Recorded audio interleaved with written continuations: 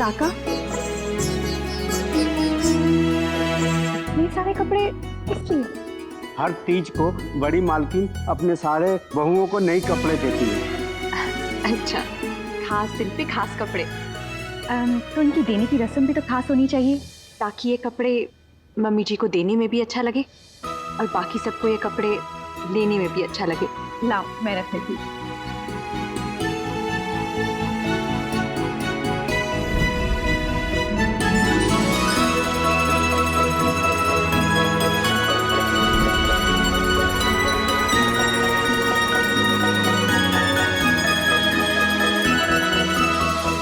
भगवान झूठ ना बुलाए, लेकिन इसके आने से पहले सब कुछ कितना अच्छा चल रहा था।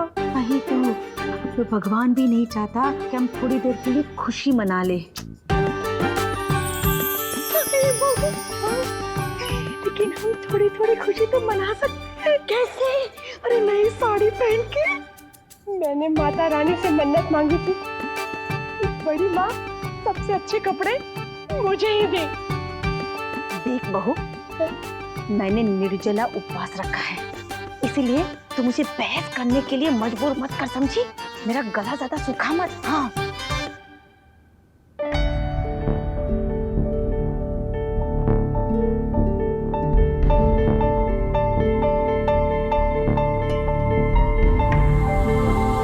बड़ी माँ, आपने हम सबको यहाँ पर बुलाया?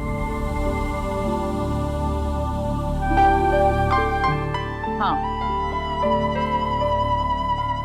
ये कपड़े देने के लिए मैंने सबको यहाँ पर बुलाया है। ये कपड़े क्यों? हर साल तीज के दिन मैं इस घर की बहुओं को नए कपड़े देती हूँ। इस घर की बहुएं ये कपड़े पहनकर तीज की पूजा करती हैं।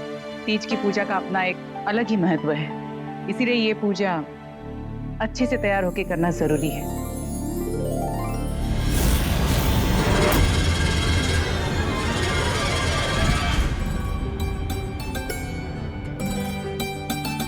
दीदी,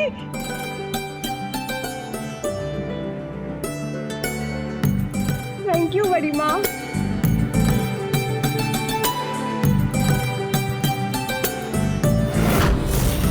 ये आखिरी कपड़ा आस्था के लिए है ना?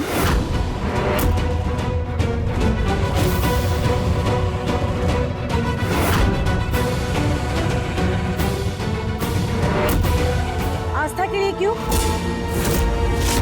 वो तो भगवान में मानती नहीं है, भगवान की पूजा नहीं करती, तीज का व्रत भी नहीं रखा है। फिर तीज के कपड़े क्यों पहनेगी ये?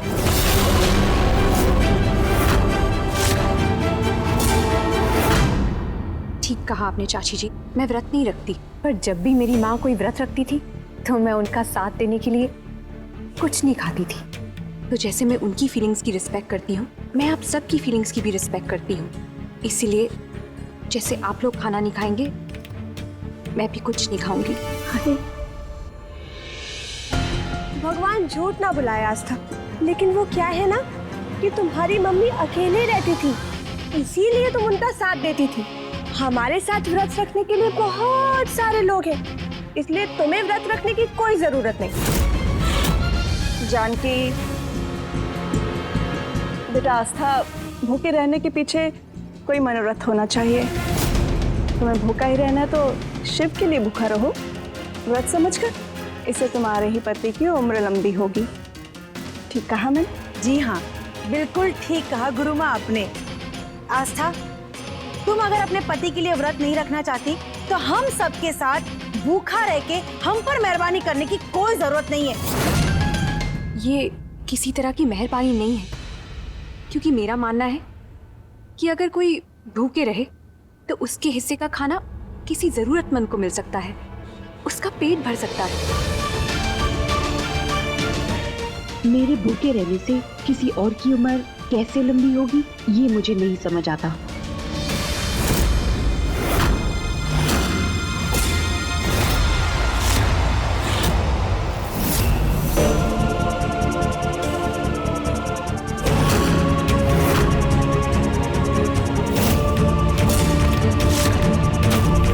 पति के लिए हो या किसी जरूरतमंद के लिए, पर मन में अगर व्रत रखने की भावना नहीं है तो भूखे रहने का कोई मतलब नहीं है, खासकर आज के दिन। इससे घर की बाकी बहुओं की भावनाओं को ठेस पहुंचेगी।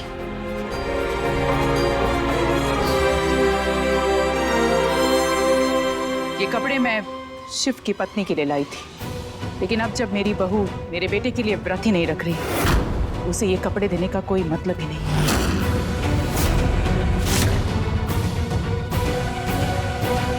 जया जी माँ पार्वती को ये कपड़े चढ़ा देना। जी दीदी।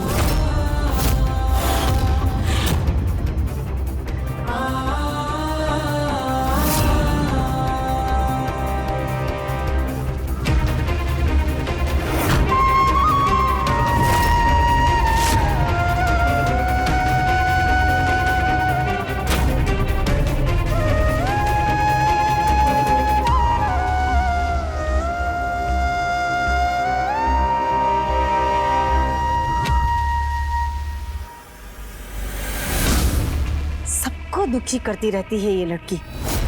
कभी तो कुछ सोच समझ के किया करो। चल वो ऐसे भी साड़ी के लायक नहीं है ये।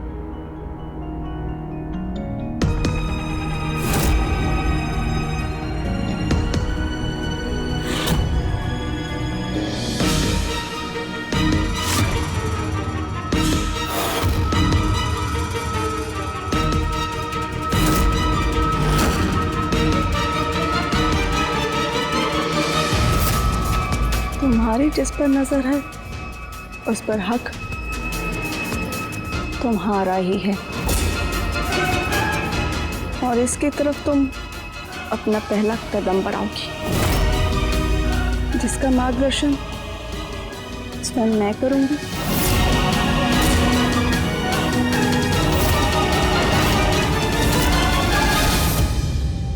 आधा चम्मच शक्कर, आधा चम्मच चाय पत्ती और आधा कप दूध।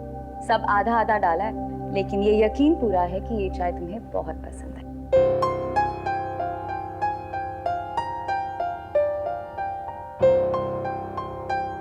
देखो राधिका, मैं तुमसे बात करने वाला था पर तुम्हें कुछ कहने की जरूरत नहीं है सर। मैं तुम्हारी सिचुएशन समझती हूँ। मुझे यहाँ नहीं आना था, लेकिन तुम्हारी मॉम ने मुझे इंसिस्ट किया तो मैं उन्हें मना नहीं कर पाई। Look, I know you are married और तुम मेरे साथ नहीं किसी और के साथ हो। बिलीव मी, मैं आस्था से हमारे पास के बारे में कुछ बात नहीं करूंगी। सो प्लीज तुम ऐसे ऑकवर्ड बिहेव करना बंद करो। जब तक कि मैं इस घर में हूँ, हम क्यों ना अपना पास्ट भुलाकर Why can't we just be friends? Radhika listen, Come on, Shiv. What do you say? Okay. Friends, thank you मेरी सिचुएशन समझने के लिए।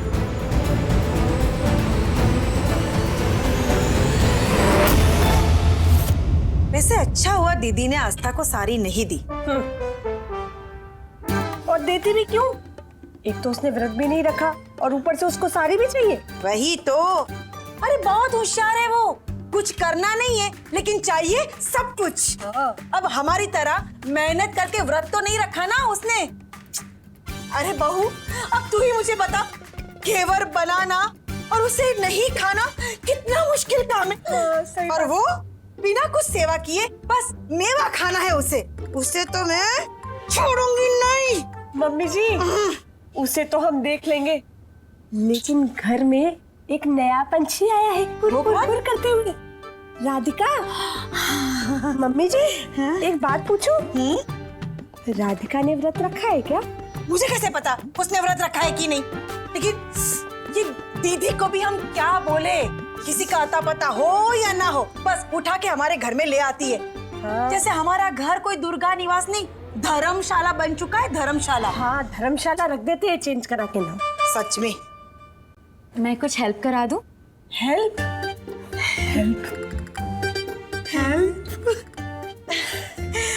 वैसे तो बेटा हम किसी की भी हेल्प नहीं लेते, लेकिन तुम्हें दीदी इस घर में लेकर आई है तो तुम में कोई खास बात जरूर होगी। मुझ में कुछ खास नहीं है। वो तो लक्ष्मी आंटी इतनी स्वीट है कि। हाँ, बड़ी माँ बहुत स्वीट है। अरे वाह घेवर, मैं बनाती हूँ। तुम्हें आता है? लो निक्की और पूछ पूछ बनाओ।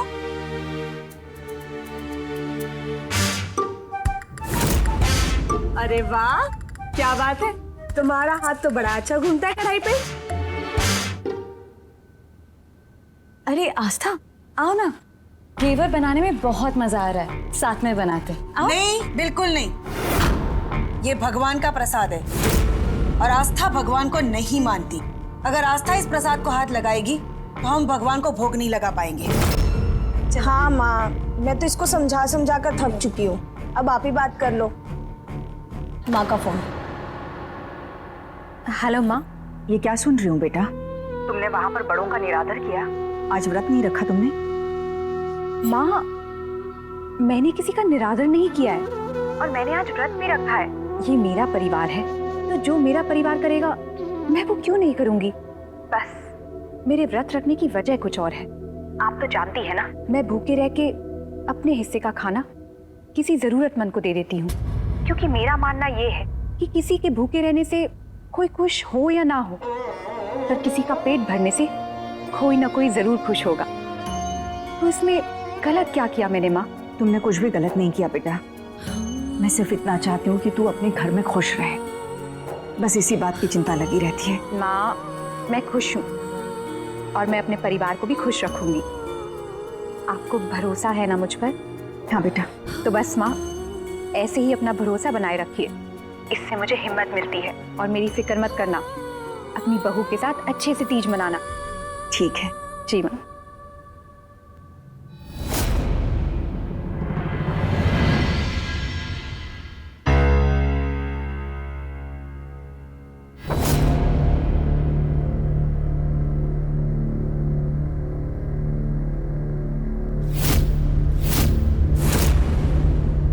ये इतना सारा खाना किसके लिए? तुम्हारे लिए।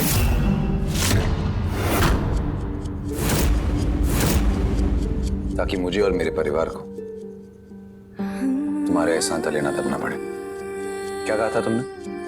कि सबका साथ देने के लिए तुम भी व्रत रख लोगी। शेफ, मेरा ये मतलब। तुम्हारा मतलब मैं अच्छे से जानता हूं। यही सोचे ना तुम्हारी कि तुम्हारे भूखे रहने से तुम्हारे पति की उम्र कैसे बढ़ेगी। इसके पीछे कोई साइंटिफिक रीजन नहीं है, बस एक विश्वास है। और वही एक विश्वास होता है जिससे एक पत्नी अपने पति की उम्र बढ़ा सकती है और वक्त आने पर सावित्री बनके उसमें प्राण भी फूंक सकती है। लेकिन जैसे तुम्हें ये सब बातें समझ नहीं आती, वैसे ही अब मुझे भी फर्क नहीं पड़ता कि तुम व्रत रखो या नहीं।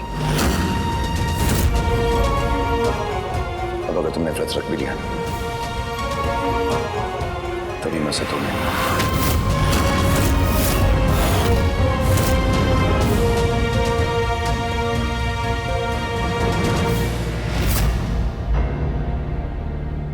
इतना सारा खाना वेस्ट तो नहीं कर सकती।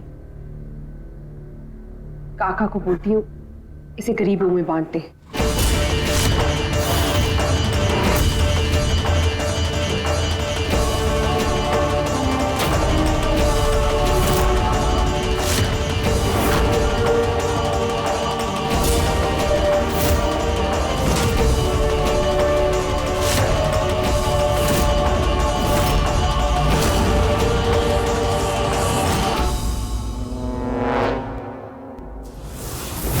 हे भगवान, माता रानी की कसम, ये तुम क्या कर रही हो?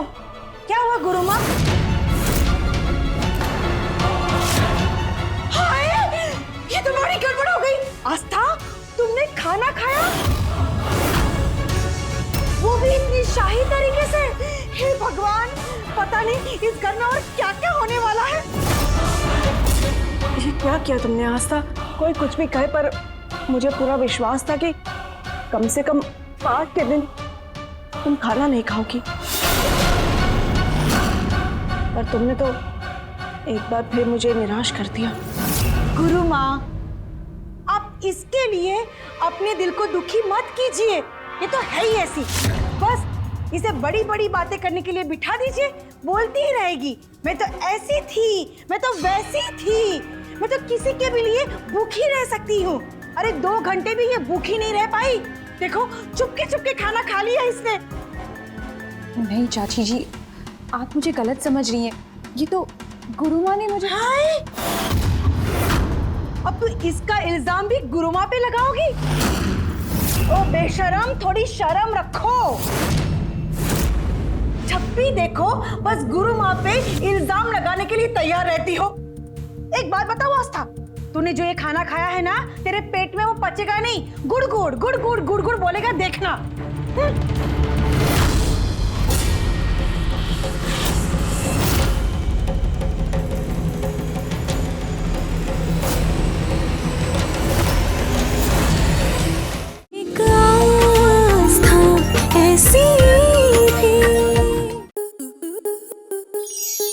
स्टार प्लस के ऐसे ही और बेहतरीन लम्हे देखने के लिए सब्सक्राइब करें हमारे YouTube चैनल को।